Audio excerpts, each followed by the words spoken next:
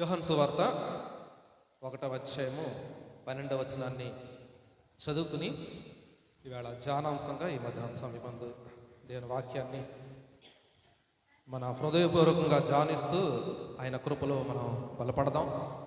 ఆయన ఆత్మీయ ఆహారాన్ని మనం భుజిద్దాం. చదువుదాం. 12వ వచనం. తన్ను ఎందరు అంగీకరించుదురో వారందరికీ అనగా తన నామమందు విశ్వాసముంచిన వారికి దేవుని పిల్లలగుటకు ఆయన అధికారము అనుగ్రహించును. దేవుడి పరిశుద్ధ వాక్యమును బట్టి మన వినికిడిలో బహుగా దీవించి ఆయన ఆత్మతో మనల్ని నడిపించును గాక. ఆమేన్. చిన్న ప్రార్థన చేసుకుందాం. చిన్న ప్రార్థన. మా ప్రియ పరలోకపు తండ్రి యేసునాథా, వేలాది వందనాలు, స్తుతులు, స్తోత్రములు. ఈ ఉపవాస ఉత్సవ కూడికల్లో మీరు మాతో ఉండి ఇంతవరకు నడిపించిన విధానం బట్టి వందనాలు.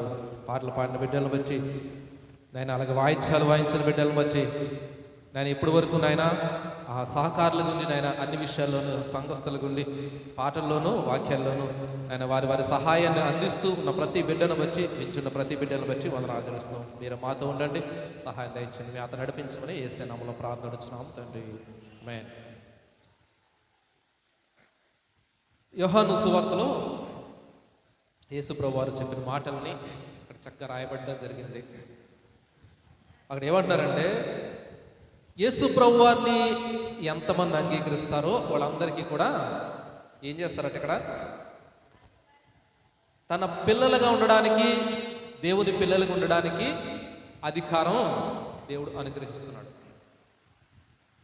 ఈ దినాన్ని మధ్యాహ్న సమయమందు దేవుణ్ణి అంగీకరిస్తే మనకు వచ్చే లాభం ఏంటి, మనకు వచ్చే ఆశీర్వాదాలు ఏంటి, దానివల్ల మనం పొందుకునే వివిధమైన దేవుని కృపలు, ఆయన బహుమానాలు ఏంటి, లేదా పొందకపోతే మనకు వచ్చే నష్టం ఏంటి అన్న విషయాల గురించి మనందరితో పంచుకోవాలని, మీ అందరితో పంచుకోవాలని ఆశపడుతున్నాం దేవుడు ప్రేరణ బట్టి. ఇక్కడ చెప్తున్న మాటలను బట్టి ప్రత్యేకంగా దేవుని పిల్లలు అవ్వాలంటే ఓ పని చేయాలి. ఏం చేయాలి?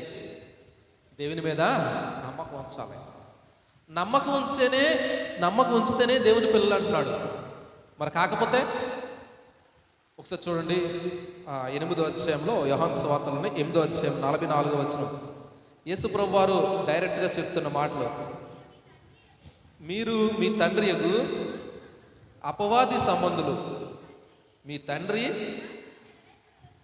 దురాశలు నెరవేర్చగూర్చున్నారు. ఆది నుంచి సత్యమందు నిలిచినవాడు కాడు. యేసు ప్రభువు చెప్తున్న మాటల్లో క్రీస్తుని అంగీకరించకపోతే గనక ఇక్కడ చెప్తున్న మాటలు అంటే మనందరం, మన పుట్టినోళ్ళందరం దేవుని బిడ్డలు కాదా అంటే, ఇక్కడ చెప్తున్న మాటల్లో చెప్పండి మాట ఏంటంటే, మనమందరం కూడా దేవుని సృష్టి. ఆదాము నుంచి అందరూ కూడా దేవుని సృష్టి. ఇప్పటి వరకు ఎన్ని కోట్ల మంది ఉన్నా అన్ని కోట్ల మంది కూడా దేవుని సృష్టి, అందరూ కూడా. కానీ దేవుని సృష్టి అయినంత మాత్రాన ఆయన పిల్లలు కాదు. ఏంటంట? దేవుని సృష్టి అయినంత మాత్రాన దేవుని పిల్లలు అయిపోరు. అంటే ఆధ్యాత్మికంగా ఆయన పిల్లలు అవ్వలేరు. అందరూ మాత్రం ఆయన దేవుని సృష్టి. ఆయన లేకుండా ఏది జరగలేదు, ఏది పుట్టలేదు, ఈ భూమి మీద ఏది కూడా జరగదు. చిన్న క్రిములు కీటకాలైనా సరే దేవుని సృష్టిలో భాగమే. మనకు కనిపించనివి అనేకమై ఉన్నాయి. బీచ్ రోడ్డుకి వెళ్ళి మనం గుప్పుడు ఇసుక తీసుకుంటేనట, ఇంత ఇసుక తీసుకుంటే కనుక, లేదా గుప్పుడు, అందులోనంట ఒకదానికి తెలియనటువంటి సూక్ష్మక్రిములు కొన్ని వేల రకాల, కోట్ల రకాలు ఉన్నాయట ఒక గుప్పెట్లోనే. అవన్నీ కూడా దేవుని సృష్టి. మనందరం కూడా దేవుని సృష్టి. కానీ మనల్ని ప్రత్యేకంగా ఏర్పాటు చేసుకున్నాడు, మనల్ని ప్రత్యేకంగా చేసుకున్నాడు.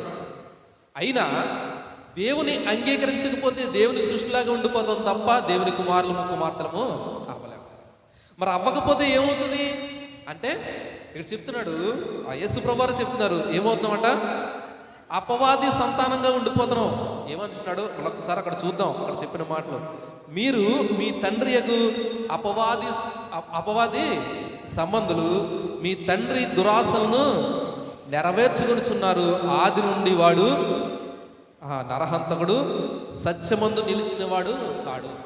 అంటే దేవుని అంగీకరించకపోతే సత్యమందు మనకి పాలు లేదు, సత్యాన్ని చేయలేం, నీతిని జరిగించలేం, లేకపోతే నిజాయితీగా ఉండలేం. దేవుని లేకపోతే ఏదైతే మంచి గొప్ప లక్షణాలు ఇచ్చాడో ఆ లక్షణాలను బట్టి మనం జీవించలేం. ఎలా జీవిస్తాం మరి? మన ఇష్టానుసారంగా జీవిస్తాం. మన మనసు ఏది చెప్తే ఆ ప్రకారంగా మనం జీవిస్తాం. మనం శరీరం ఏది చెప్తే ఆ శరీరానుసారంగా మనం జీవిస్తాం. ఇలాగ ఉండిపోతాం అన్నమాట మనం. అప్పుడు ఏం చేస్తున్నామంటే అపవాది మనలో ఉండి పనిచేసి మన శరీరాన్ని వాడుకుని, ఈ లోకాన్ని వాడుకుని మన మీద ఈ లోక క్రియలన్నీ చేయడానికి పురుగులుపుతుంటుంది అన్నమాట. అప్పుడు ఎవరమవుతాం మనం? ఎవరికి మనం మాట వింటామో వాళ్ళ సంబంధం అయిపోతాం, వాళ్ళకి దాసులం అయిపోతాం. అంతేకాదు, పాపం చేయవాడు ప్రతి వాడు కూడా పాపానికి దాసుడు. ఎఫెసీ పత్రిక 2వ అధ్యాయంలో అక్కడ చెప్పండి మాటల్లో కొన్ని వచనాలు అక్కడ చూస్తే కనుక, మనం అపరాధముల చేత పాపముల చేత చచ్చిన వారై ఉండగా క్రీస్తు యేసులో బతికించాడు. అపరాధాలు చేస్తూ పాపాలు చేస్తూ ఉంటే చచ్చిన వారము. అంతేకాదు, అక్కడ కింద వచనాలు ఉంటుంది, మీరు అపవాది సంబంధులుగా ఉండిపోతున్నారు. ఎందుకంటే శరీర సంబంధమైన క్రియలు చేస్తూ ఉంటే శరీర సంబంధులమే, దేవుని సంబంధులు కాలేదు. అప్పుడు మనకు మీదకు వచ్చేది ఏంటంటే ఎఫెసీ పత్రికలో చెప్పండి మాటల్లోనే, ఉగ్రత మీ మీద నిలిచి ఉంది అంటాడు. అంటే దేవుని ఉగ్రతకి పాత్రులైన వాళ్ళు అనట మనందరం కూడా దేవుని అంగీకరించకపోతే కనుక. ఇక్కడ ఉన్న వాళ్ళు ఎంతమంది అంగీకరించారో ఎంతమంది అంగీకరించలేదో నాకు తెలియదు. ఈ వాక్యం అయ్యేటప్పటికి ఒక నిర్ణయానికి రావాలి. అంగీకరిస్తే దేవుడు మీకు ఇచ్చే వాగ్దానాలు మీరు స్వతంత్రించుకుంటారో లేదో మనకు తెలుసుకోవాలి. ఒకవేళ అంగీకరించకపోతే వచ్చే నష్టాన్ని కూడా మనం తెలుసుకోవాలి. అది ఒకసారి ఆలోచించండి. అందుకని ఇక్కడ యేసుప్రభువు వారు చెప్తున్న మాట, సువార్తలో 1వ అధ్యాయంలో చెప్తున్న మాట, తను అంగీకరిస్తే గనక వచ్చే గొప్ప లాభం ఏంటంటే ఇక్కడ చెప్తున్న మాట, తను ఎందరు అంగీకరించారో వాళ్ళందరికీ కూడా గొప్ప బహుమానం ఏంటంటే దేవుని కుమారులు అయిపోతారు వాళ్ళు. మొట్టమొదటి బహుమానం ఏంటంటే దేవుని కుమారులు అయిపోతారు. ఒక సీఎం గారు కొడుకు అయ్యామనుకోండి, ఎమ్మెల్యే గారు కొడుకు లేకపోతే ఎంపీ కొడుకు అయ్యామనుకోండి, మనకి ఎలాంటి హోదా ఉంటుంది సమాజంలో, ఈ లోకంలో? ఒక ముఖ్యమంత్రి గారు కొడుకు అయితేనే అంత హోదా ఉంటే, ఒక ప్రధానమంత్రి గారు కొడుకు అయితే అంత హోదా ఉంటే, ఈ సర్వ సృష్టిని సృష్టించినటువంటి దేవుని కొడుకులైపోతున్నాం మనం. ఈ ప్రపంచాన్ని సృష్టించినటువంటి దేవుని కొడుకులైపోతున్నాం. ఈ ఆకాశాన్ని భూమిని సృష్టించినటువంటి వాని కొడుకులైపోతున్నాం.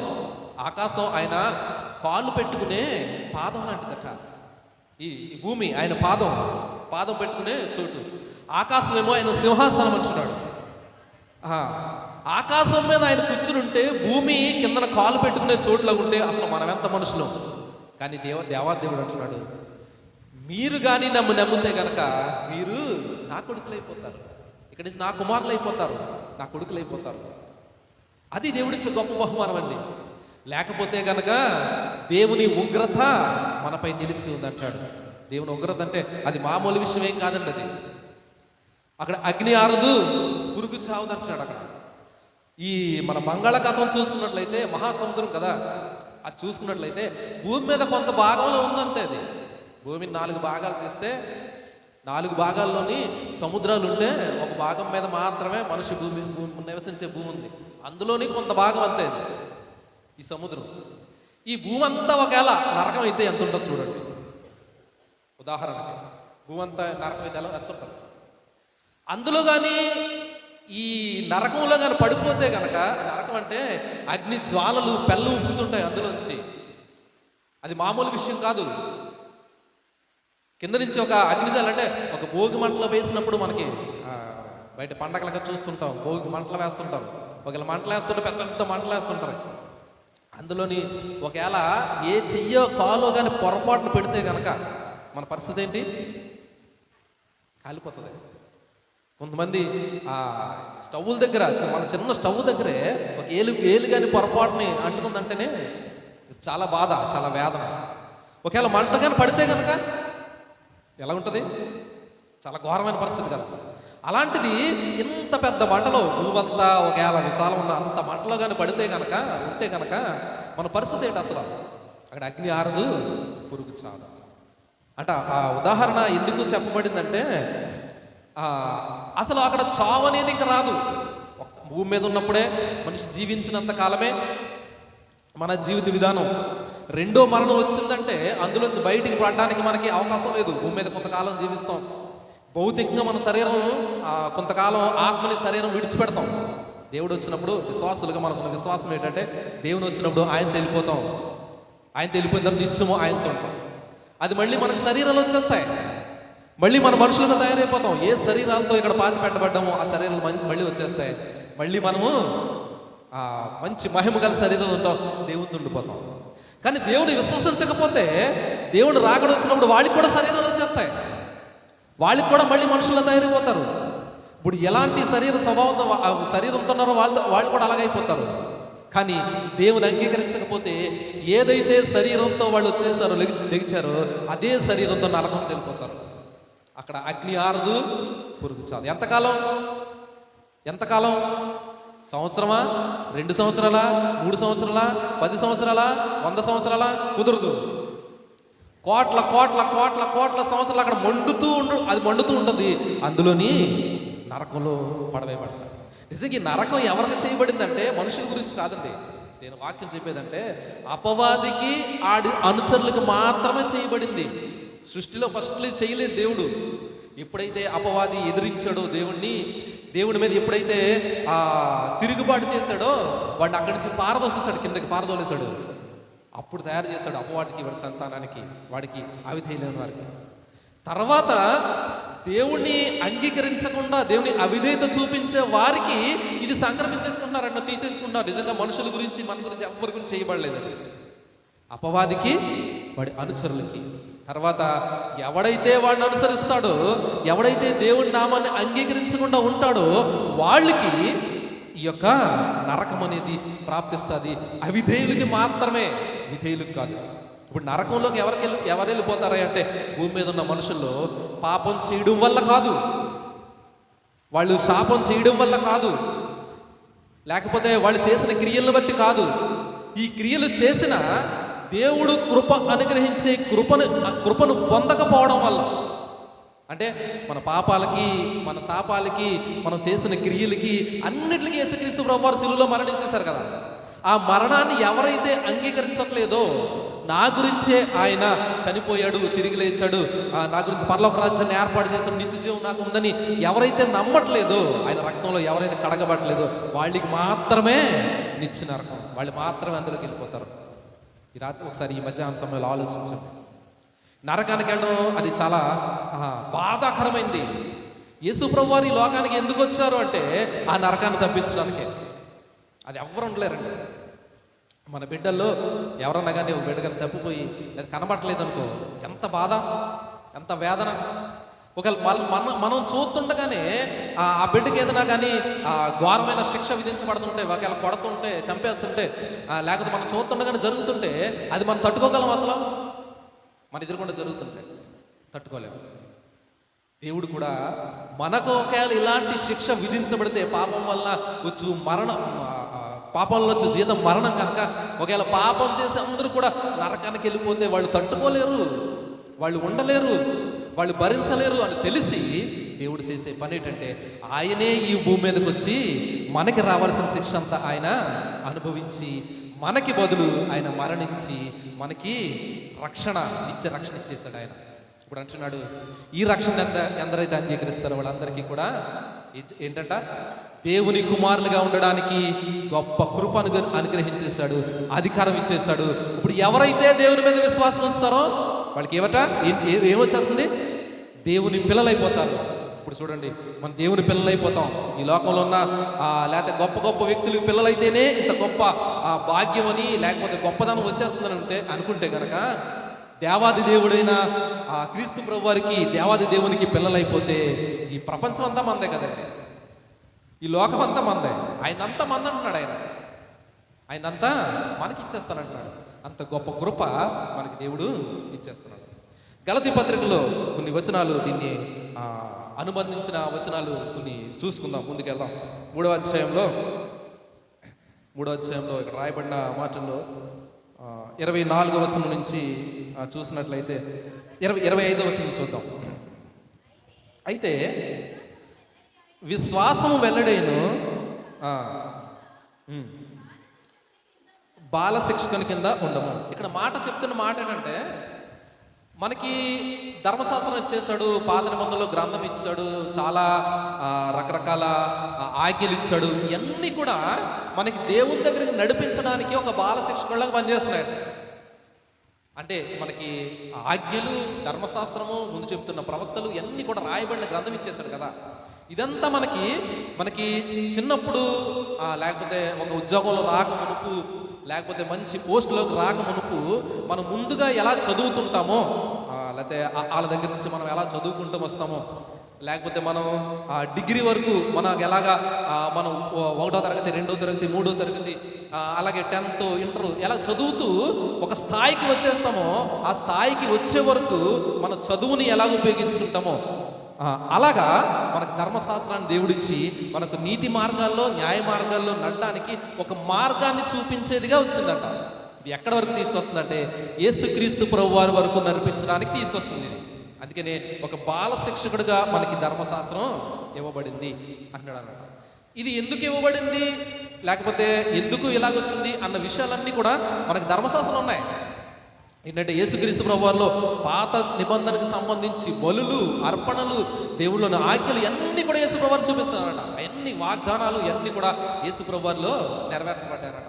వాటిని జ్ఞాపకం చేస్తూ దాని తర్వాత వచనం చెప్తున్నాడు. ఇక్కడ ఏమంటారంటే, యేసుక్రీస్తునందు మీరందరూ విశ్వాసం వల్ల దేవుని కుమారులై ఉన్నారు. ఇప్పుడు వరకు దాని గురించి విన్నాం.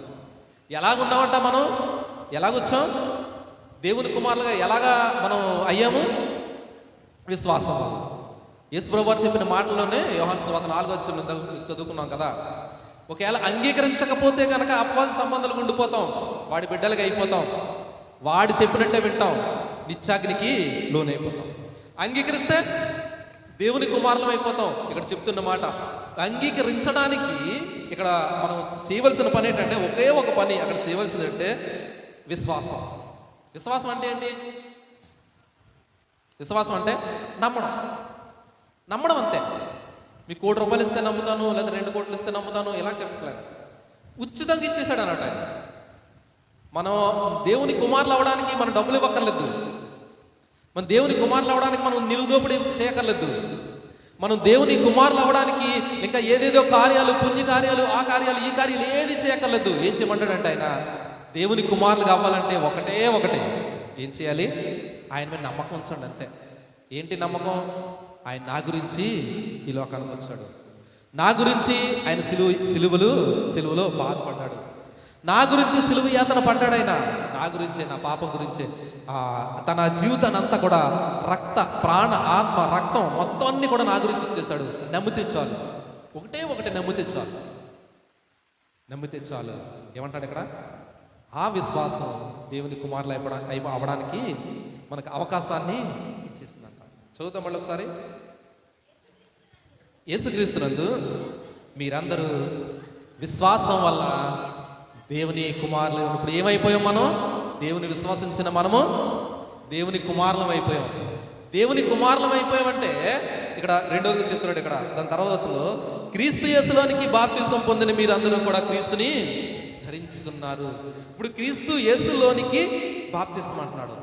అంటే ఇది మన సముద్రం తీసుకెళ్ళిచ్చే బాప్తిసం గురించి మాట్లాడతలేదు ఇక్కడ. ఎప్పుడైతే మనం దేవుని అంగీకరించామో వెంటనే దేవుని ఆత్మను మనకు పంపిస్తాడు. మనకు దేవుడు ఆయన పరిశుద్ధాత్మను పంపిస్తాడు, మనలోనికి వచ్చేస్తాడు. ఇది అగ్ని బాప్తిసం అంటారు, ఇది పవిత్రాత్మ బాప్తిసం. దేవుడు ఎప్పుడైతే మనలోకి వచ్చాడో అప్పుడు మన మనసంతా కూడా ప్రశాంతం నిండిపోతుంటుంది. మనం ఏ చెడ్డ పనులు చేస్తామో అవన్నీ కూడా దేవుడు పరిశుద్ధాత్మ తెలియపరుస్తుంటాడు. మనం వాటిని విడిచిపెట్టేస్తుంటాం. మనం దేవుల్లోని చక్కని మార్గాలను నడడానికి మనకి మార్గాలు సిద్ధపరుస్తుంటాడు ఆయన. వాటి ద్వారా మనం నడుస్తుంటాం. ఇప్పుడు ఆయన ధరించేసుకుంటాం, ఆయన నీతిని మనం ధరించుకుంటాం, ఆయన న్యాయాన్ని మనం ధరించుకుంటాం. ఇదివరకు అపవాది ఉన్నప్పుడు చేసే ఏ క్రియ కూడా మళ్ళీ మన దగ్గరకు వస్తుంటే దాన్ని అసహించుకుంటుంటాం. అదన్నీ కూడా అవాయిడ్ అయిపోతాయి, దూరం అయిపోతుంటాయి. దేవునిలోనికి మనం వచ్చేసి ఆయన ఆత్మను ధరించుకున్న మనము దేవుని లోనికి వచ్చేసి దేవునిలో ఉంటాం అన్నాడు. అంటే క్రీస్తు ప్రభువారు మన లోనికి వచ్చేస్తారు. ఇలాగ వచ్చిన వారు అప్పుడు సంఘం దగ్గరకు వచ్చి నీటి బాప్తిసం తీసుకుంటారు అన్నమాట. వచ్చిన తర్వాత ముందే ఈ బాప్తిసం నీటి బాప్తిసం తీసుకుంటే కుదరదు. ఈ బాప్తిసం, నీటి బాప్తిసం ఏంటంటే నేను దేవునిలోనికి వచ్చాను, నేను దేవుని కుమారుని అయిపోయాను, దేవునితో నేను సహవాసం చేస్తున్నాను, నేను ఒప్పుకున్నాను, నా పాపాలు ఒప్పుకున్నాను, ఆయన తప్ప నాకు రక్షణ లేదు, ఆయన తప్ప నాకు దిక్కు లేదు అని ఎవరైతే ఒప్పుకుంటారో వాళ్ళందరూ కూడా దేవుని కుమారులు అయిపోతారు. ఎలాగా? ఆయన నమ్మడం వల్ల ఆయన దేవుని కుమారులు అయిపోతారు. కనుక ఇక్కడ చెప్తున్న మాట, కుమారులు అయిపోయిన తర్వాత ఆయనలోనికి వచ్చేస్తారు. ఇప్పుడు ఏమవుతారంటే వాళ్ళు క్రీస్తులోనికి వచ్చేస్తారు, ఆయన్ని ధరించుకుంటారు. ఇప్పుడు ఆయనలోనికి మనం వచ్చేస్తాం. మనం ఆయన కొలస్సీ పత్రికలో చెప్తున్న మాటలో 3వ అధ్యాయంలో 2వ అధ్యాయంలో చెప్తున్న మాటలు అక్కడ అది ఉంటుంది, చదవక్కర్లేదు. కానీ ఆయన ధరించుకున్నప్పుడు, ఆయన వచ్చినప్పుడు ఆయన లోనికి వచ్చేస్తాడంట, మన లోనికి ఆయన వచ్చేస్తాడు. ఆయన లోనికేమో మనం వెళ్ళిపోతాం, అంటే కలిసిపోతాం. ఎలాగా? క్రీస్తు ప్రభు వారిలో కలిసిపోతాం. అంటే తండ్రి మనల్ని ఎలా చూస్తుంటాడంటే యేసు ప్రభు వారిని ఎలా చూస్తాడో మనల్ని కూడా అలా చూస్తుంటాడు. మరి ముందు పాపం సంగతి ఏంటి? పాపం అంతా కడిగేశాడు. శాపాల సంగతి ఏంటి? శాపం అంతా పోయింది. చిన్నప్పటి నుంచి చేసిన క్రియలన్నీ, పాప సంబంధించిన క్రియలన్నీ ఏంటి? యేసుక్రీస్తు ప్రభు వారి రక్తంలో కడిగేశాడు. ఇప్పుడు ఎవరమంటే మనం క్రీస్తు యేసులోనికి వచ్చేసాం కాబట్టి ఆయన ద్వారానే చూస్తున్నాడు. ఇప్పుడు పరలోకంలోకి వెళ్ళామనుకో, మన అడ్రస్ ఏంటంటే ఆయన లేకుండా మనం వెళ్ళాం, ప్రభు లేకుండా. అక్కడికి వెళ్ళిన తర్వాత మన అడ్రస్ ఏంటంటే నువ్వెవరు, పలానా వ్యక్తి, పలానా కృప నువ్వెవరు, శాంతి కృప ఎవరు నువ్వు, లేదా శేఖర్ నువ్వెవరు, సుధాకర్ నువ్వెవరు అంటే క్రీస్తు ప్రభు అంటారు. వీళ్ళు నాలోనికి వచ్చేస్తారు. క్రీస్తు ప్రభు వారి ద్వారా అక్కడ ఐడెంటిఫికేషన్ అనమాట. క్రీస్తు ప్రభు వారు అంటారు వీళ్ళందరూ నా వాళ్ళే, నేను కడిగేశాను కదా. ఇప్పుడు ఆయన కొత్త వస్త్రాలు ఇస్తారు అక్కడ దేవుడు మనకి. ఈ వస్త్రం ఏంటంటే క్రీస్తు ప్రభు వారిలోని కడిగిన వస్త్రం అన్నమాట. ఆ వస్త్రం వేసుకున్న వాళ్ళందరూ కూడా, తెల్లటి వస్త్రం ధరించిన వాళ్ళందరూ కూడా దేవుని రక్తంలో కడగబడి అనమాట. ఇప్పుడు అందరిలో క్రీస్తు అడ్రస్ అనమాట. మనకి పెద్దన్న, క్రీస్తు మనకి పెద్దన్న అయిపోతాడు. ఆయన తమ్ముళ్ళు మనందరం కూడా, ఆయన బిడ్డలము తండ్రికి, క్రీస్తు ప్రభు వారికి తమ్ముళ్ళు. ఎంత గొప్ప ఆధిక్యత వచ్చింది మనకి ఆయన అంగీకరించడం వల్ల. ఈ లోకంలో పాస్టర్ గారికి తమ్ముడు అంటే, పాస్టర్ గారి కొడుకు అంటే కొద్దిగా గొప్పోళ్ళు అనుకుంటామేమో. రెండోది, లేకపోతే ఇక్కడ ఉన్న ఏరియాకి ప్రెసిడెంట్ గారి కొడుకులు అంటే గొప్పోళ్ళు అనుకుంటాం. ముఖ్యమంత్రి గారి పిల్లలు అంటే ఇంకా గొప్పవాళ్ళు బాబు, వాళ్ళకి ఇంకా అంతా కాదు. కానీ ఇప్పుడు దేవుని కొడుకులు అయిపోయాం. ఎంత గొప్పతనం! ఆయన లోనికి వచ్చేసాం. ఇప్పుడు ఆయన దగ్గరికి వెళ్ళిన తర్వాత తండ్రి ఎలా చూస్తాడంటే యేసు ప్రభు వారిని ఎలా చూస్తున్నాడు, మనల్ని కూడా అలా చూస్తాడంట. అప్పుడు ఏముంది? యేసు ప్రభు వారికి ఏ అధికారం ఉందో అధికారం అంతా మనకి ఇచ్చేస్తాడు. అధికారం ఇవ్వబడింది. దేవునికి ఏది ఉన్నాయో అంతా మందే. ఇప్పుడు పరలోకం మందే, భూమి మందే, ఆకాశం మందే, నక్షత్రాలు మనయే. మనం అక్కడికి వెళ్ళిన తర్వాత సమస్తం మనం చూస్తాడు. మనకి ఏది కావాలో కూడా మనకు చక్కగా అనుభవించడానికి అవకాశాలు ఉంటాయి. పరిశుద్ధమైనది ప్రతిదీ కూడా అక్కడ అదే ఉంటుంది, పరిశుద్ధమైనది. అదంటాడు. ఇప్పుడు ఆయన ధరించేసుకున్నాం, ఆయనలోకి వచ్చేసాం, ఆయనతోనే సహవాసం చేస్తాం. ఇప్పుడు మీరు ధరించుకున్నారంటున్నాడు ఇక్కడ. దాని తర్వాత వచ్చిన మనం చూస్తే కనుక క్రీస్తులోనికి బాప్తిసం పొందిన మీరు అందరూ కూడా క్రీస్తుని ధరించుకున్నారు. ఇందులోని ఒకవేళ ఏ భేదమైనా ఉందా? తెల్లడని భేదం ఉందా? నల్లోడని భేదం ఉందా? లేకపోతే ఇక్కడ కులాలకు వచ్చిన భేదం ఉందా? మతాలకు వచ్చిన భేదం ఉందా? చిన్నపిల్ల ఉందా? పెద్దోళ్ళని ఉందా? ఇవన్నీ ఏమీ లేదంటాడు. ఏ భేదం లేదంటాడు క్రీస్తులోనికి ధరించుకుంటే కనుక. ఇక్కడ అదే చెప్తున్నాడు. ఏమంటాడంటే పౌలు గారు చెప్తున్న మాటలో, ఇందులోని యూదుడని, గ్రీసు దేశుడని లేదు, దాసుడని లేదు, స్వతంత్రం లేదు, పురుషుడని లేదు, స్త్రీ అని లేదు, క్రీస్తు యేసులోనికి మీరందరూ కూడా ఏమంటాడు? యేసు క్రీస్తునందు మీరందరూ ఏకముగా ఉన్నారు. యేసు క్రీస్తు నందు. ఈ మాట అర్థమవుతుందండి. నందు అంటే కలిసిపోయాం. ఎవరిలోని? ఇప్పుడు యేసు ప్రభు ఇలా ఉన్నారనుకోండి, మనం పక్కన ఉన్నాం కాదు, ఆయనలో ఉండిపోయామంట. ఆయనలో కలిసిపోయాం. ఇప్పుడు ఆయన లోపల భాగాలు ఉండిపోయాం. మనం ఆయన లోపల ఉండిపోయాం. జనరల్గా ఉన్నది బయట ఉన్నా మనందరూ ఒక సంఘస్థులం అంటే మనం ఒకటే సంఘం అంటాం. మన శరీరాల్లో చాలా అవయవాలు ఉన్నాయి, కానీ అన్ని అవయవాలు కలిపి నాకు ఒకటే పేరు కదా. ఇప్పుడు అలా క్రీస్తు లేని వచ్చిన వాళ్ళందరికీ కూడా క్రైస్తవులు అందుకనే పేరు వచ్చింది. క్రైస్తవులు క్రీస్తుని కలిగిన వారు. అంత్యోక్య సంఘంలో మొట్టమొదటిసారి క్రైస్తవులు అనబడ్డారని చెప్పేసి అపోస్తుల గారుల గ్రంథంలో ఉంటుంది. క్రీస్తుని ధరించుకున్న వాళ్ళందరూ కూడా క్రైస్తవులు. అంటే ఇక్కడ ఏమన్నాడు? అక్కడ ఏ భేదం లేదు, అందరూ కూడా క్రీస్తు యేసునందు మీరందరూ కూడా ఏకముగా ఉన్నారు, ఒక్కటైపోయారు. ఇప్పుడు క్రీస్తులో మనల్ని దేవుడు చూస్తున్నాడు అన్నమాట. ఇప్పుడు దేవునిలో మనం ఏకమైపోయి ఉన్నాం. దేవుళ్ళు వచ్చింది. ఇది ఎంత గొప్ప భావన చూడండి. ఆయనతో కలిసిపోయాం. ఇప్పుడు ఇన్ని గొప్ప లక్షణాలు వచ్చేసిన మనం ఒకసారి ఆలోచించండి. మళ్ళీ చెడ్డ క్రియలు చేయాలంటే, దేవునికి ఇష్టం లేని క్రియలు చేయాలంటే ఎలా ఉంటుంది అసలు మనకి? పాప ఊబులోంచి మనం తీసుకొచ్చాడు, కడిగేశాడు. ఒక పందిని ఒకసారి ఆలోచించండి. పంది చాలా బాగుంటుంది కదా, అందంగా చక్కగా మూతి పొడుక్కుండి బుజ్జుగా ఉంటుందా? అది దేవుడు సృష్టే. చక్కగా దేవుడు అది ఇష్టం చేసాడు. అది కాకపోతే మనకి ఎగ్జాంపుల్గా ఉండడానికి, ఉదాహరణగా ఉండడానికి పెట్టాడు అక్కడ. ఆ పంది వచ్చి సూపర్గా పెద్ద బురదగుంట ఉందనుకోండి, అందులో పడిపోయి దొరుకుతుంటుంది, అందులోనే ఉంటుంది.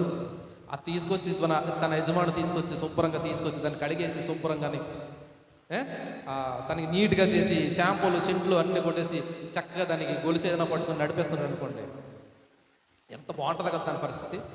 ముందున్న స్థితి అంతా దానికి కనపడదు. కానీ మళ్ళీ బురదగుంట చూసింది అనుకోండి, బురదగుంట చూసింది అనుకో, ఒకవేళ గొర్రె పిల్లే చూడండి ఇక్కడ, ఒకవేళ గొర్రె పిల్లలు తీసుకొచ్చాడు అనుకో తన యజమానుడు, ఒకవేళ పడిపోయింది బురదగుంటలో, నిజానికి అది వెళ్ళదో, ఒకవేళ పడిపోయింది అనుకో, పొరపాటుని పడిపోతే యజమానుడు తీసుకొచ్చాడు, గొర్రెలు కాబట్టి తీసుకొచ్చాడు, కడిగేశాడు, శుద్ధీకరించాడు, దానికి కూడా చక్కని టై ఒకటి కట్టాడు, నడిపించుకెళ్తున్నాడు.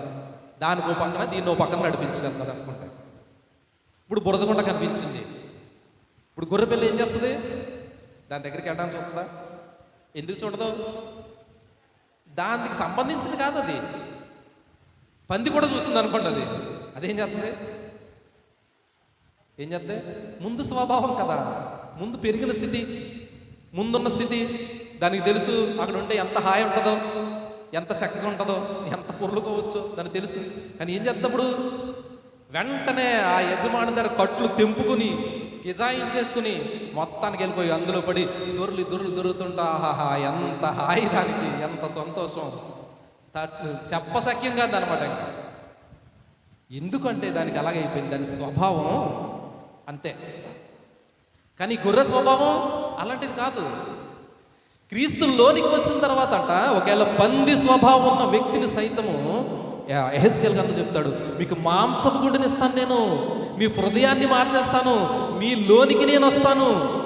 ఒకవేళ పాత జీవితం పంది స్వభావం అయిపోవచ్చు, కానీ దేవుడు ఇప్పుడు మనల్ని ఏం చేస్తున్నాడు? గొర్రెలా చేసేస్తున్నాడు, గొర్రె పిల్లలా చేస్తున్నాడు. ఆయన ఇప్పుడు మన స్వభావం మారిపోయింది, దేవుడిలోనికి వచ్చేసాం, ఆయన రక్షణ పొందాం. ఆ లోపల ఉన్న రాతి గుండె తీసివేసి, అపవాదికి సంబంధించిన గుండె తీసివేసి, అపవాది సంబంధించిన శక్తులకు సంబంధించిన ఆ ప్రతి దుష్టక్రియ మనం తొలగించేసి మనకి మంచి మాంసం గుండె ఇచ్చాడు. ఆయన వచ్చి ఆ గుండెలో నివసిస్తున్నాడు, ఆయన ధరించుకుని ఉన్నాం. ఇప్పుడు ఏమవుతాం మనం? దేవుని బిడ్డలు అయిన తర్వాత మళ్ళీ పాప జీవితం కనిపించింది అనుకోండి. ఇప్పుడు గొర్రె ఏం చేస్తుంది? ఒకవేళ ముందు పడిపోయినప్పుడు ఏం చేస్తుంది? తర్వాత బయటికి తీసుకొచ్చి కడిగేసిన తర్వాత గొర్రె మళ్ళీ చచ్చిన అందులోకి వెళ్దాం, ఎప్పుడు కూడా ఎట్టి పరిస్థితులకు వెళ్దాం. పంది అయితే వెళ్ళిపోతుంది. ఎందుకంటే పంది స్వభావం వేరే, గొర్రె స్వభావము వేరే, రెండిట్లకి స్వభావము వేరు. ఇది ఒక్కటి ఆలోచించాలి, స్వభావాన్ని గుర్తెట్టుకుని ఒకటి ఆలోచించాలి. ఒకవేళ మళ్ళీ కానీ పాపం కనబడినప్పుడు మళ్ళీ అందులోకి వెళ్ళిపోతున్నామంటే, మళ్ళీ పాప జీవితం కనబడినప్పుడు మళ్ళీ అందులోకి వెళ్ళిపోతున్నామంటే, ఒకవేళ ముందు రక్షించబడ్డాము అనుకున్నా, దేవుని సంఘంలోకి వస్తున్నా, బాప్తిసం తీసుకున్నా, రక్షణ అనుభవం కలిగి ఉందని అనుకున్నా, కానుకలు వేస్తున్నా, పాటలు పాడుతున్నా, ప్రార్థన చేస్తున్నా, ఒక డౌటు. ఏంటి డౌటు?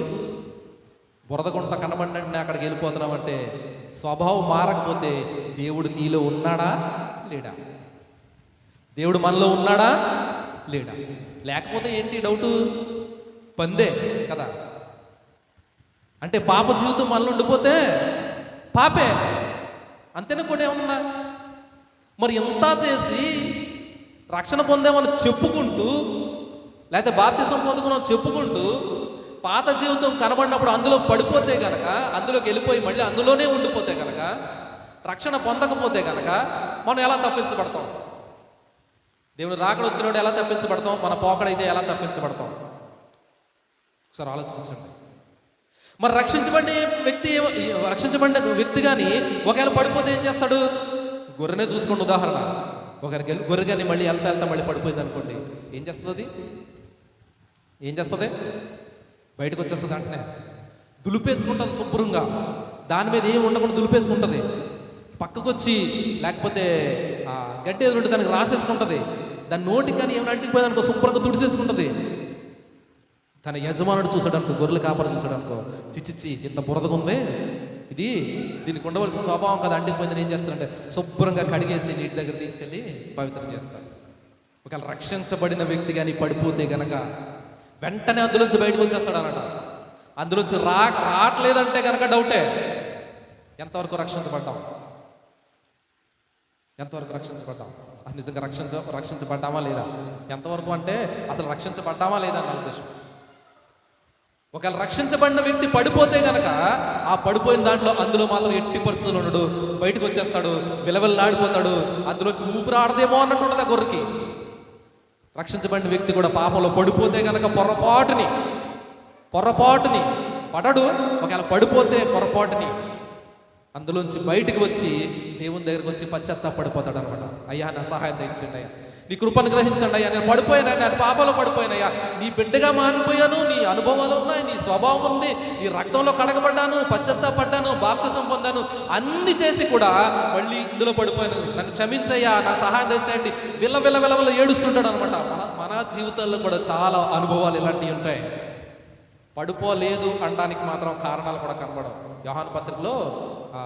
యోహాను రాసినటువంటి పత్రికలో 1వ అధ్యాయంలో చెప్పబడిన మాట, మనం పాపము లేదని చెప్పుకున్నామా ఆయన అబద్ధికులు చేస్తామంటాం. అంటే కొన్ని సందర్భాల్లో పాపాల్లో పడిపోయే అవకాశాలు ఉంటాయి. ఉన్నప్పుడు రక్షించబడిన వ్యక్తి అందులో ఎట్టి పరిస్థితుల్లోనూ ఉండలేడు. ఉండిపోయాడా అంటే మీకే ఆలోచించుకోవాలి, మనమే ఆలోచించుకోవాలి, నాకే ఆలోచించుకోవాలి. ఏమని? రక్షించబడిన వ్యక్తిమా కాదా? రక్షణ లేకపోతే ముందు చేసిందంతా కూడా వృధా అయిపోయినట్టు లెక్క అనమాట. బాప్తిసాలు తీసుకోవడం, రక్షణ పొందనుకున్నాం, అందరికీ బిల్డప్ చేసాడు, మనం చూపించేసుకోవడం, కానుకలు ఇచ్చేయడం, లేదా అందరికీ మనం సాక్ష్యాలు చెప్పేసుకోవడం, ఇవన్నీ వృధా అయిపోతున్నట్టు అనమాట. ఆలోచించాలి. మన జ్ఞానవంతులుగా చేశాడు దేవుడు, మనకు శక్తిని ఇచ్చాడు, ఇంద్రియ నిగ్రహించాడు, ఆయన కృపించాడు, ఇవన్నీ మనకి ఇచ్చాడండి. మనకు వాగ్దానాలు ఇచ్చాడు. చూడండి, వాగ్దానాల గురించి ఎందుకు వాగ్దానాలు ఇచ్చాడంటే పేతురు రాసినటువంటి పత్రికలో 2వ పత్రికలో మనం చెప్పబడుతుంట మాటలు చాలా బాగుంటాయి. ఇక్కడ చూద్దాం ఒకసారి. 2వ పేతురులో 1వ అధ్యాయంలో 4వ వచనం. ఆయన చదవండి. ఆయన మహిమ గుణాతిశయాలను బట్టి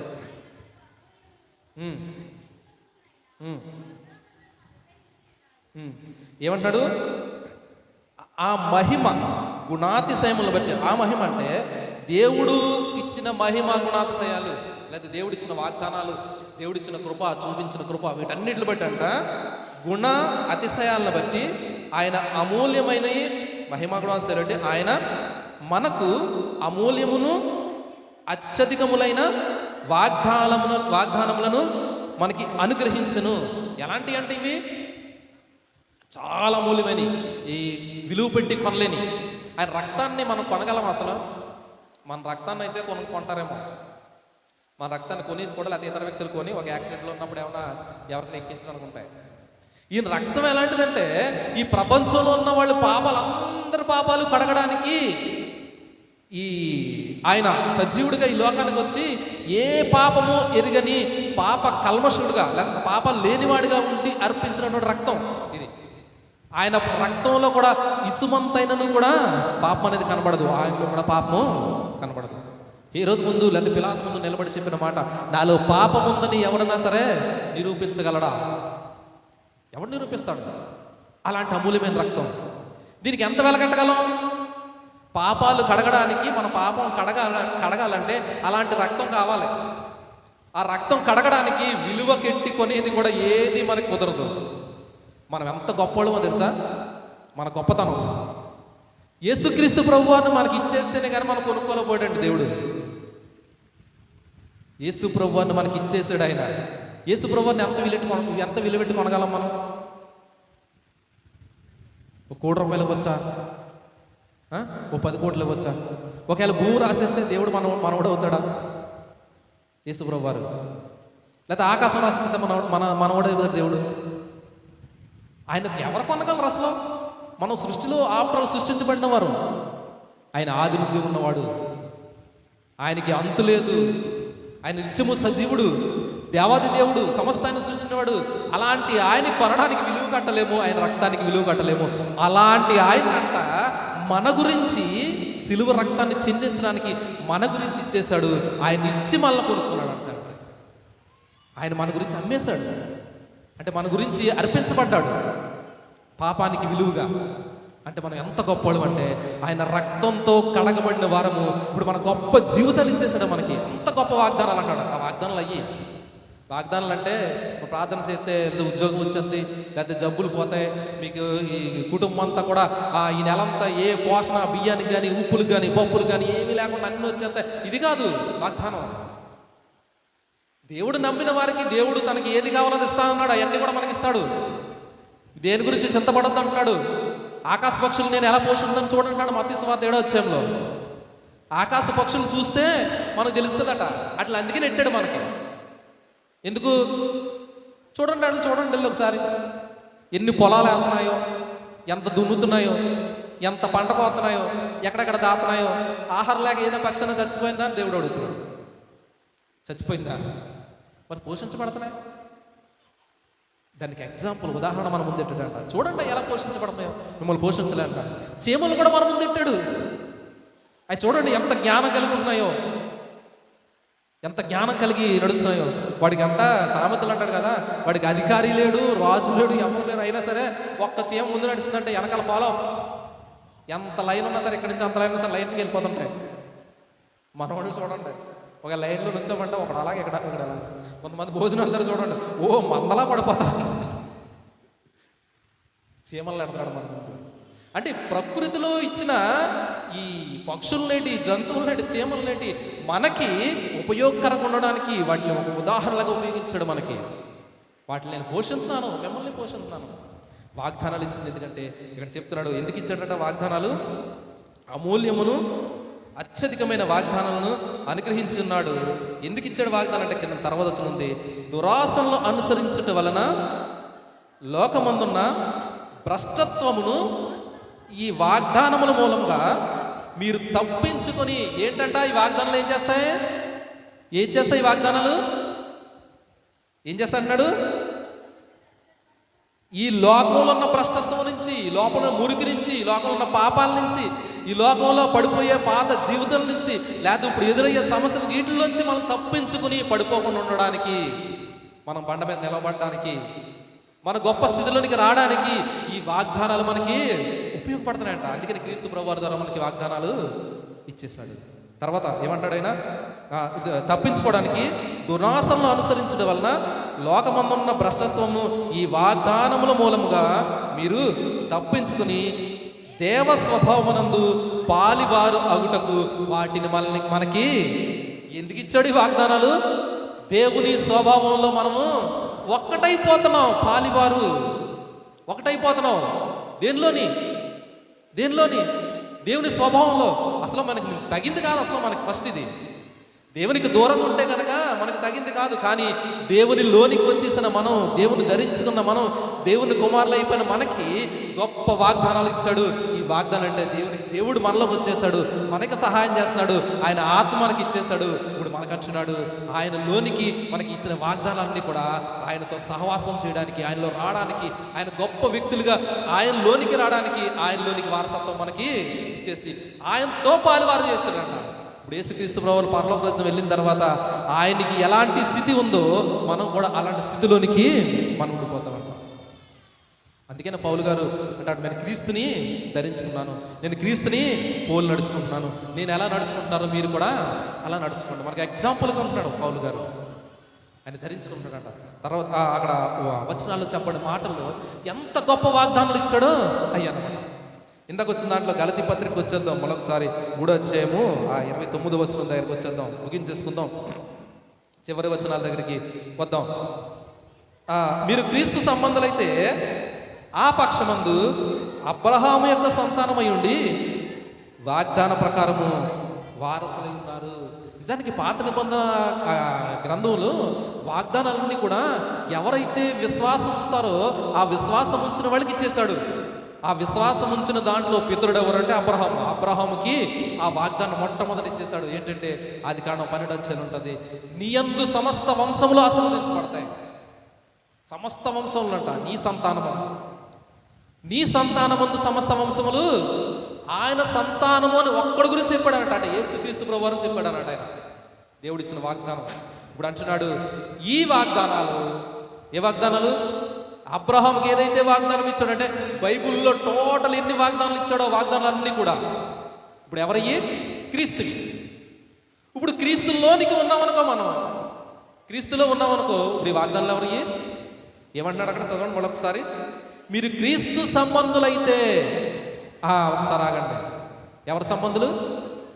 ఎలా సంబంధం అవుతాం ఆయనలోని? ఇప్పుడు చెప్పిన మాటల్లో విశ్వాసం ద్వారా ఆయన బిడ్డలు అయిపోయాం, ఆయన కొడుకులు కూతుళ్ళు అయిపోయాం.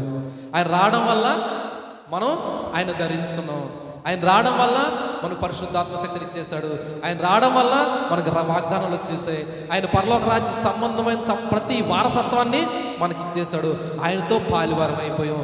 ఇన్ని గొప్ప వాగ్దానాలతో మనల్ని నింపి నడిపిస్తున్నాడు. ఈ లోకంలో కూడా మనకి ఏది కావాల్సి వస్తే అన్ని చూస్తాడు. ఇది చెప్తున్నాడు ఇక్కడ. ఏమంటాడంటే మీరు క్రీస్తు సంబంధులైతే, ఇప్పుడు మనం క్రీస్తు సంబంధం అయితే ఏంటంట, ఆ పక్షమందు అబ్రహాము యొక్క సంతానమై ఉండి.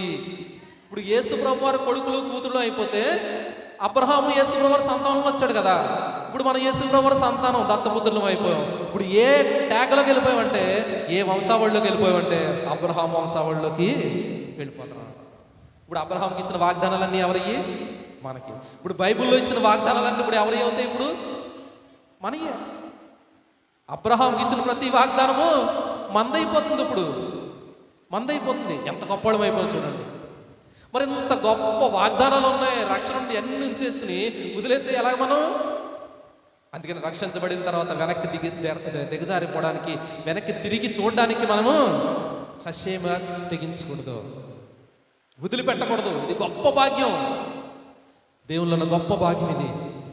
అంగీకరించకపోతే కనుక నిత్య నరకం, అది నిత్యాగ్ని, అది అగ్ని ఆరదు, పురుగు చావదు. రక్షించబడిన వారికి మాత్రం ఇది గొప్ప కృప. ఈ నిత్య జీవం ఆయన ద్వారా తీసుకెళ్ళిపోతాడు. ఇప్పుడు మనం నిత్య జీవంలోకి వెళ్ళిపోతాం.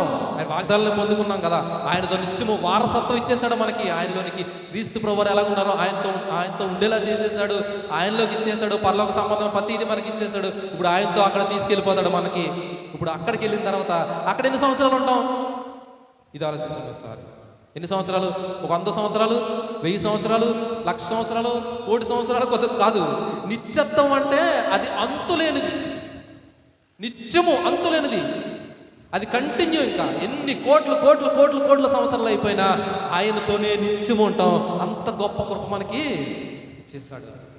అలాంటి కృపలోనికి మనము వెళ్ళిపోయాం.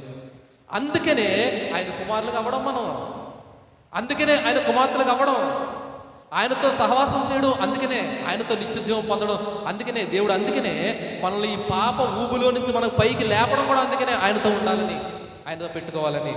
అందుకనే ఆయన ఈ లోకానికి రావడం, అందుకనే మనం రక్షించుకోవడం, రక్షించుకున్న వ్యక్తుల ద్వారా ఇతర వ్యక్తులకి సువార్త చెప్పమని చెప్పడం కూడా మనకి బాధ్యత, అప్పచెప్పడం కూడా.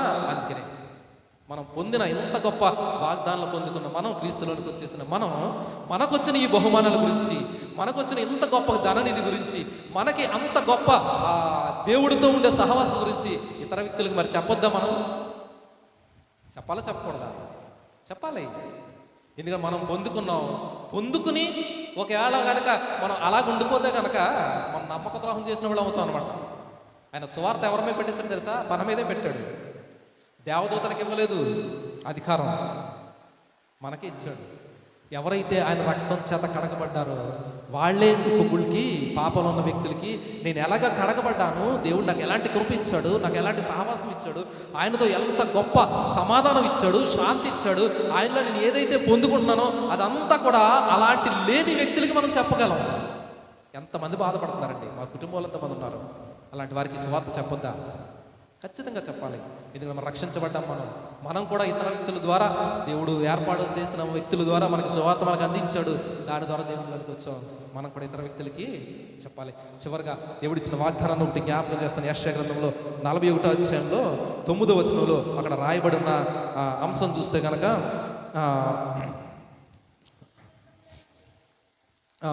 దాని తర్వాత వచనంలో ఉంది అక్కడ మాట, నా స్నేహితుడైన అబ్రహాము సంతానమా, అక్కడ చదవండి.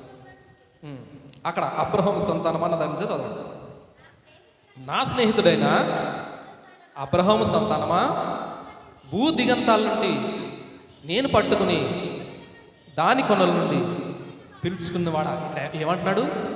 నా స్నేహితుడైన అబ్రహాము సంతానమా. ఇప్పుడు ఎవరి సంతానం? మనం అబ్రహాం సంతానం. ఎలాగా?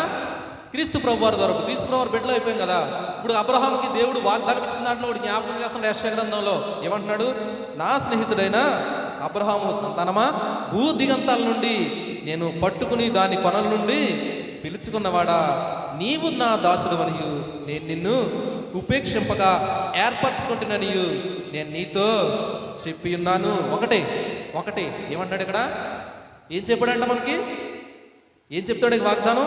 నేను నిన్ను ఉపేక్షించక నిన్ను ఏర్పరచుకున్నాను. మన దేవుడు ఏర్పరచుకున్నాడు.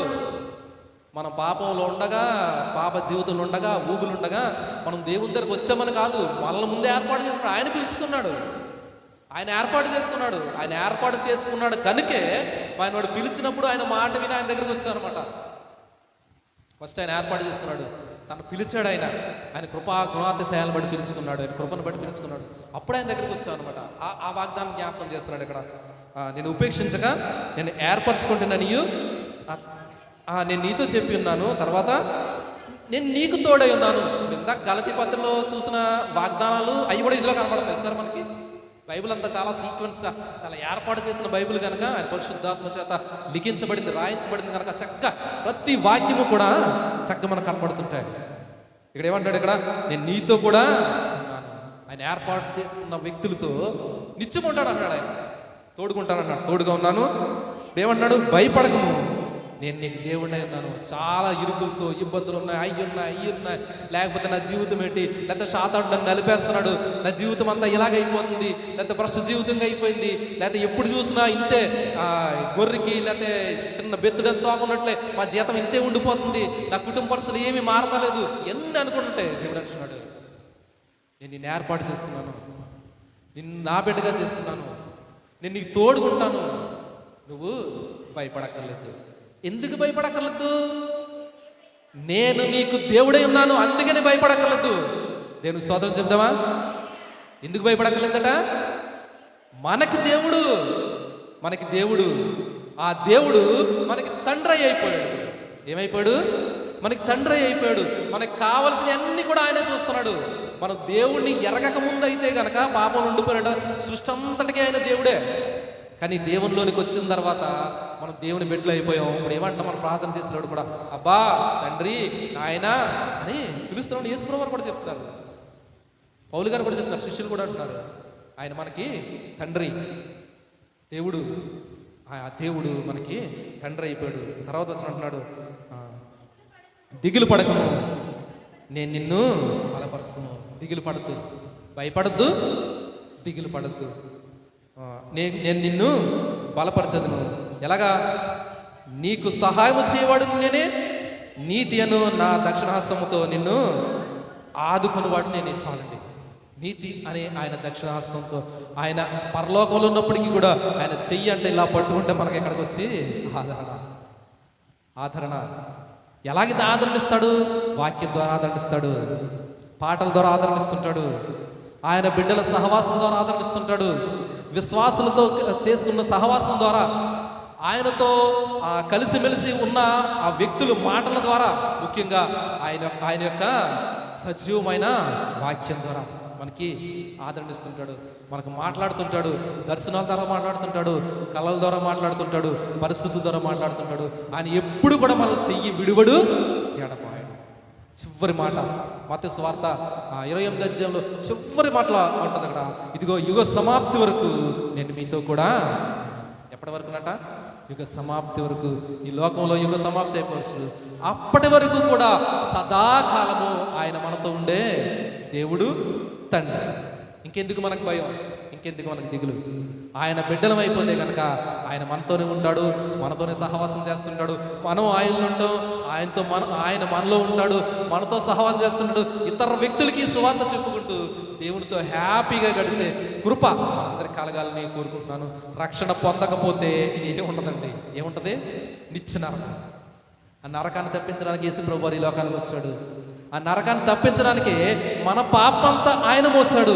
ఆ నరకాన్ని తప్పించడానికి సిలువలో ఆయన మరణించాడు. సిలువలు మేకులు కొట్టించుకున్నాడు. తల మీద ముళ్ళు కిరీటం కొడుతున్నా సరే ఇది ఎందుకు జరిగింది, ఇలాగ ఎందుకు జరిగింది అని అనలేదు ఆయన.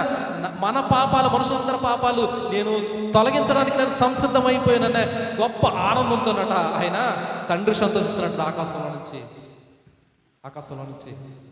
అందుకనే వాళ్ళు రక్షించడానికి లోకానికి వచ్చి సిలువలో మన గురించి చనిపోయి తిరిగి లేచి గొప్ప కృప మనకి ఇచ్చేసి మన పాపాల్లోంచి మనల్ని బయటికి తీసుకొచ్చాడు. కనుక మన దేవుని యందు విశ్వాసం ఉంచి ఆయన ద్వారా, కృప ద్వారా రక్షించబడ్డాం కనుక రక్షణ లేని వారికి సువార్త మనం అందించాలి. రక్షించబడిన మనము అందులో నుంచి తప్పుపోకుండా ప్రతి క్షణము, ప్రతి దినము, ప్రతి క్షణము, ప్రతి గడియ వణుకుతోనూ భయముతోనూ మన రక్షణను, మన విశ్వాసాన్ని కాపాడుకుంటూ దేవునిలోనికి, అంటే వణుకుతోనూ భయంతోనంటే దేవుడిచ్చిన రక్షణ మనకు పోదు. కాకపోతే దేవుణ్ణి ఎక్కడ బాధపడతామో, దేవుణ్ణి ఎలా దేవుడు కానీ గాయపరచబడతామేమో అన్న గొప్ప ఆ భయము కలిగి, నిరీక్షణ కలిగి దేవునితో సహవాసం చేయాలని కోరుకుంటూ ఈ మాటలు ముగిస్తున్నాను. విన్నా మీ అందరికీ కూడా ప్రత్యేక వందనాలు. దేవుడు మనందరినీ కూడా దీవించి ఆశీర్వదించును గాక. ఆమేన్. చిన్న ప్రార్థన చేసుకుందాం. అందరూ కూడా మనకి ఇవ్వబడిన సమయం చాలా ప్రాముఖ్యమైంది. కొంతసేపు ఉంటే ఇక్కడి నుంచి వెళ్ళిపోతారు. కానీ దేవుడిచ్చిన మాటలు ఒకసారి జ్ఞాపకం చేసుకుంటూ రక్షించబడిన వ్యక్తి అయితే ఆ రక్షణ ఎలాగో ఉపయోగించుకున్నాం. ఎంత గొప్పవారు మనం, ఎంత గొప్ప స్థితిలోనికి మనం పెట్టేశాడు. దేవుడు వాగ్దానాలన్నీ మనకి ఇచ్చేశాడు. మన గురించి యేసుక్రీస్తు ప్రభువాన్ని మన గురించి సిలువలో అర్పించేశాడు. ఆయన విలువ పెట్టి కొనలేని రక్తాన్ని మనకి ఇచ్చేస్తాడు. ఒకసారి జ్ఞాపకం చేసుకుందాం. కొంతసేపు ఉంటే ఈ సమయం నుంచి ఇక్కడి నుంచి వెళ్ళిపోతామేమో, కానీ ఈ మాటలు నీతోని మాతోని ఉంటాయి. ఒకసారి ఆలోచిద్దాం, ప్రార్థన చేద్దాం. ఎవరికి వారే ప్రార్థన చేసుకుందాం. సరే ఆలోచిద్దాం. కొన్ని నిమిషాలు ఆలోచిద్దాం, ప్రార్థన చేద్దాం. అందరూ కూడా ఏ ఒక్కరు మౌనం ఉండకూడదు. ఒకవేళ మోకరించగలిగిన వారు మోకరించండి. మోకరించలేకపోతే మీరున్న స్థలంలోనే కూర్చొని, లేకపోతే నిలబడగలిగితే నిలబడి దేవుని అడుగుదాం. ఒకవేళ పాపంలో పడిపోతే కనుక, ఒకవేళ రక్షణ లేకుండా ఉంటే కనుక ఇదే రక్షణ సమయం, రక్షణ ఇచ్చే దినం, గొప్ప తరుణం. దేవుడు రక్షణ ఇవ్వడానికి దేవుడు సంసిద్ధంగా ఉన్నాడు. ఆయన చేతులు ఎప్పుడు కూడా మన వైపు చాచి ఉన్నాయంట. ఎప్పుడు నా దగ్గరికి వస్తాను, నా కుమారుడా నా దగ్గరికి ఎప్పుడు వస్తావు ఎదురు చూస్తున్నాడంట. ఇది అనుకూలమైన సమయం, రక్షణ దినం. రక్షణ పొందకపోతే ఆయన చేతులు చాచి ఉన్న చేతులు ఒకసారి చూడు. నీ పాపాలు, నా పాపాల గురించి, మీ పాపాల గురించి దినమెల్లా నేను అక్కడ ఆకాశం నుంచి కుంగిపోతున్నాను అంటున్నాడు. ఆయన మన గురించి ఎదురు చూస్తున్నాడు. ఆయన దగ్గరికి వస్తావా? ఒక రక్షణ పొందిన బిడ్డవైతే కనుక, ఒకవేళ పడిపోయి ఉంటే ఆ పడిపోయిన స్థితి నుంచి దేవుడు నిన్ను పిలుస్తున్నాడు. నా కుమారుడు నా దగ్గరకు వచ్చే, నేను కడుగుతాను, నేను శుద్ధీకరిస్తాను. మళ్ళీ కడుక్కోవాలి, ఆయన దగ్గరికి వచ్చేసి ఆయన కడుక్కోవాలి. ఆయన కడగమని ఆయన దగ్గరికి వచ్చేయాలి. మనం కడుక్కోలేము, ఆయన దగ్గరికి వచ్చేయాలి. ఆయన కడుగుతాడు. ఆయన ఎంత గొప్ప వాగ్దానాలు ఇచ్చాడు. వాగ్దానాలన్నీ కూడా జ్ఞాపకం చేసుకుంటూ ప్రార్థన చేద్దాం.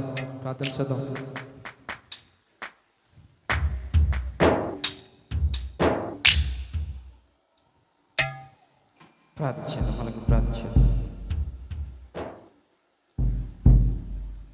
మన త్రోవలు, మనం దారితో ఈ దేవుని చెంతకు వస్తున్నాం. కానీ మీరు ఎన్ని పాపాలు చేసినప్పటికీ, ఎన్ని దోషాలు చేసినప్పటికీ దేవుడు మనల్ని క్షమించి తిరిగి తన యొద్దకు చేర్చుకుంటుంది. దారి తప్పిపోయిన